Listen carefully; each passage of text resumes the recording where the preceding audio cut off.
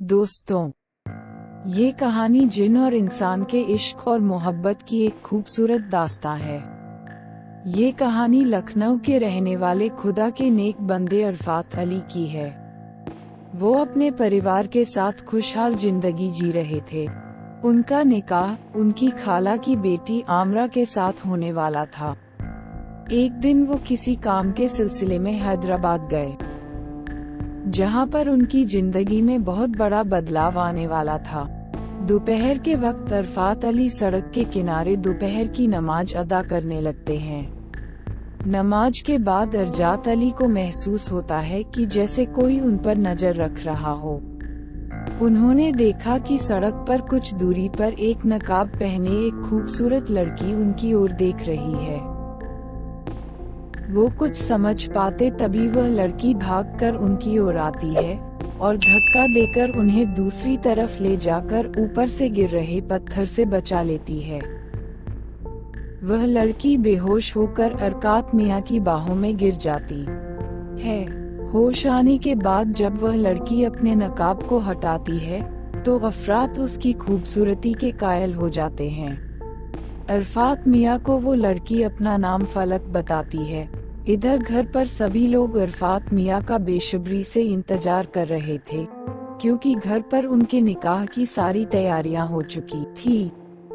लेकिन अफरात मियां जब घर पहुंचते हैं तो वो आमरा से निकाह करने से मना कर देते हैं और अपनी फलक के साथ निकाह के फैसले सबको बता देते हैं। इस फैसले से अरकात मियां सबको हैरान कर देते हैं।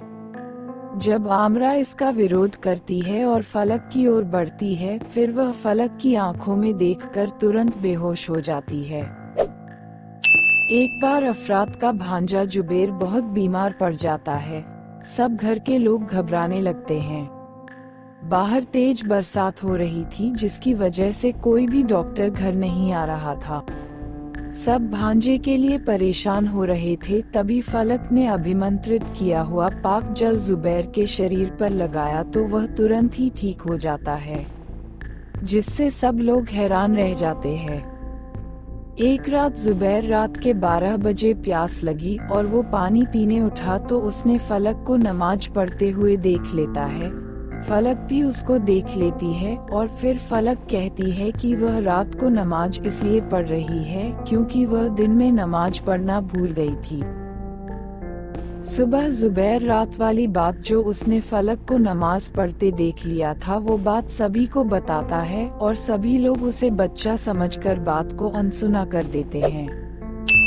अगली बार रात को अरफात की खाला फलक को नमाज पढ़ते हुए देख लेती है तो ये डरकर भागने लगती है, क्योंकि रात को नमाज जिन पढ़ते हैं। फलक को डर हो जाता है कि सबकी उसकी असली रूप के बारे में मालूम हो जाएगा, जो कि फलक नहीं चाहती है।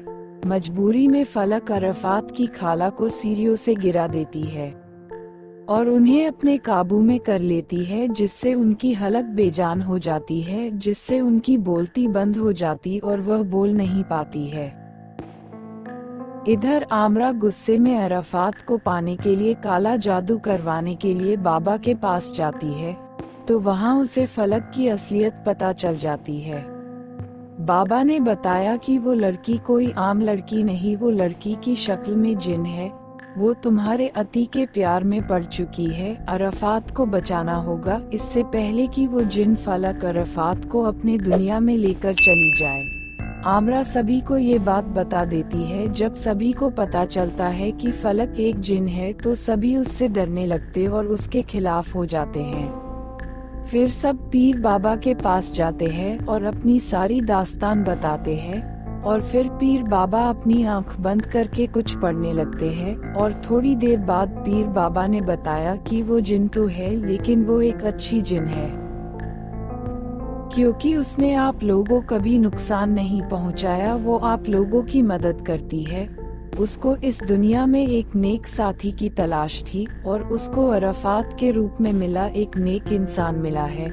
पीर बाबा की बात का घर वालों पर कोई असर नहीं हो रहा था। वो सब उस जिन से छुटकारा चाहते थे। इस पर बाबा ने कहा, ये आपके लिए ठीक है, लेकिन दो प्यार करने वालों को अलग करना गलत है।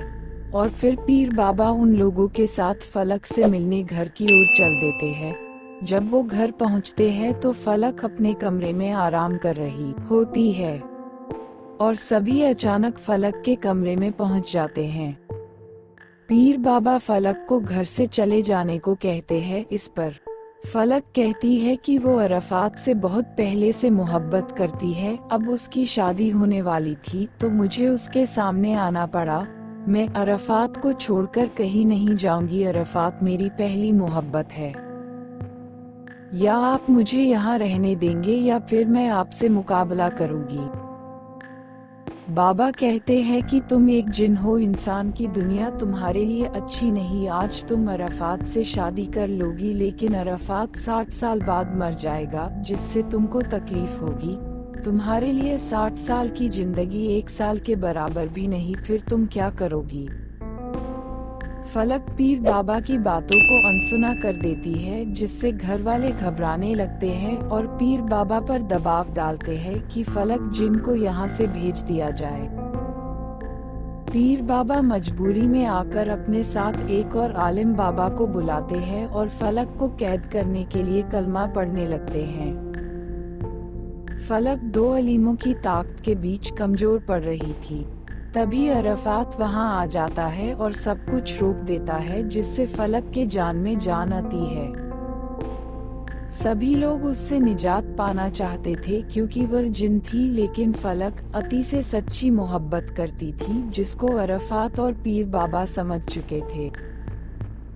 अरफात सबको चले जाने को कहता है, लेकिन फलक अरफात को रोकते हुए कहती है कि पीर बाबा ने सच कहा कि जिन्नतों और इंसानों की दुनिया अलग होती है, इसलिए अब मैं यहाँ रहकर किसी को तकलीफ नहीं देना चाहती। नम आँखों और उदास मन से फलक सबको अलविदा कहती है और आखिरी बार सबसे अपनी गलती की माफी मांगती है और हमेशा के लिए वह किसी को कोई नुकसान पहुंचाए वहां से अपनी दुनिया में चली जाती है। दोस्तों, कैसी लगी कहानी? कृपया वीडियो को लाइक, चैनल को सब्सक्राइब जरूर कीजिए। धन्यवाद।